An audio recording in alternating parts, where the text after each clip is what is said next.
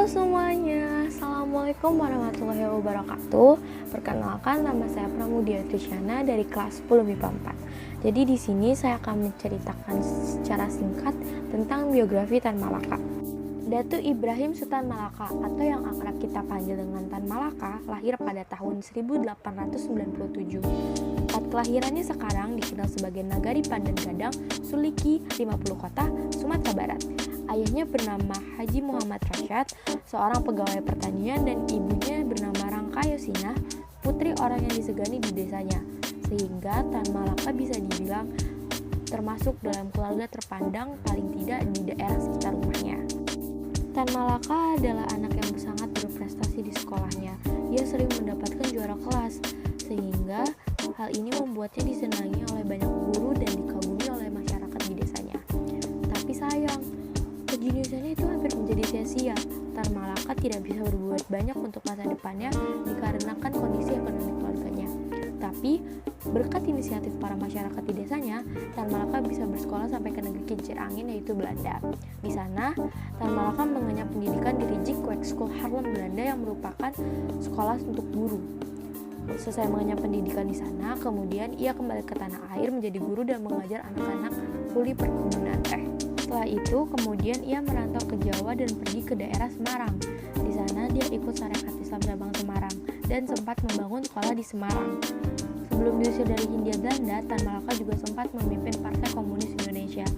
Sejak saat itu, ia kerap diawasi oleh pemerintah kolonial Belanda. Pada Januari 1922, Tan Malaka ditangkap dan dibuang ke Kupang, Nusa Tenggara Timur. Pada Maret 1922, Tan Malaka diusir keluar Indonesia dan sempat berangkat ke Belanda dan kemudian tampil sebagai wakil Indonesia pada Kongres Komintern bulan November 1922. Pada tahun 1926, pemberontakan rakyat Indonesia melawan kolonialisme Belanda pecah di berbagai daerah. Tan Malaka yang sedang berada di luar negeri menilai pemberontakan ini terlalu dini dikabarkan oleh PKI. Akibatnya, pada tahun 1927, Tan Malaka terang-terangan keluar dari PKI dan mendirikan Partai Republik Indonesia atau yang disingkat dengan PARI. Komintern juga memecatnya. Sejak saat itu, Tan Malaka kerap dikejar-kejar oleh pemerintah kolonial Belanda hingga mantan sekutunya di Komintern dan PKI. Belum sempat banyak Tan melawan, ia sudah dikejar habis-habisan oleh pemerintah kolonial. Setelah itu, ia habiskan hidupnya dalam pelarian. Ia bersembunyi dengan 23 nama samaran, menjelajah 11 negara, menguasai 8 bahasa, dan bekerja hingga menjadi tukang ketik hanya untuk bisa bertahan. Tapi di balik itu semua, dalam sebuah pelarian, karya terbesar yang ia lahirkan, sebuah buku mahakarya berjudul Naar-The Republik Indonesia. Buku ini menjadi bensin api semangat para pejuang revolusi lainnya, membuat nama Tan Malaka seolah menjadi sebuah legenda. Yang jarang orang tahu, terjadi perdebatan di detik-detik Indonesia merdeka. Tulang punggung Tan Malaka terlalu keras untuk membungkuk kepada siapapun, termasuk cara Soekarno-Hatta yang terbuka untuk berdiplomasi dengan Jepang dalam usaha memerdekakan Indonesia. Hingga pada saat proklamasi dibacakan, secara raga Tan Malaka tidak hadir di sana. Di tengah sibuknya negosiasi Indonesia-Belanda, Tan Malaka masih percaya bahwa melawan adalah jalan terbaik untuk mengusir penjajah. Berbagai rintangan dihadapi oleh Tan Malaka dalam memperjuangkan kemerdekaan Indonesia. Tan Malaka pernah ditangkap dan dibuang ke Kupang hingga diusir dari Indonesia seiring dengan konfliknya dengan Partai Komunis Indonesia. Tan Malaka juga pernah diduga sebagai dalang penculikan Sultan Syahrir pada tahun 1946.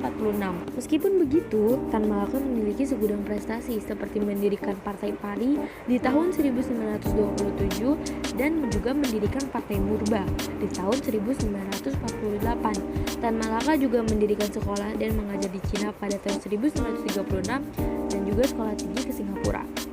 Hingga akhir hayatnya, Tan Malaka dikabarkan tidak pernah menikah, tetapi ia mengakui pernah 3 kali jatuh cinta, yaitu ketika sedang ia berada di Belanda, Filipina, dan Indonesia. Alasan Tan Malaka tidak menikah adalah karena perhatiannya terlalu besar untuk perjuangan kemerdekaan Indonesia. Pada 21 Februari 1949, Tan Malaka dieksekusi mati oleh Soeradi Tekkebek, orang yang diberi tugas oleh Letnan II Sukojo dari Batalion Sikatan Divisi Brawijaya. Setelah dieksekusi, ia dimakamkan di tengah hutan dekat markas Sukojo. Kematiannya tanpa dibuat laporan maupun pemeriksaan lebih lanjut. Berikut merupakan mahakarya terkenal Sang Bapak Republik Indonesia Tan Malaka. Terima kasih sudah menyimak. Maaf atas kurang lebihnya. Sekian dari saya. Wassalamualaikum warahmatullahi wabarakatuh.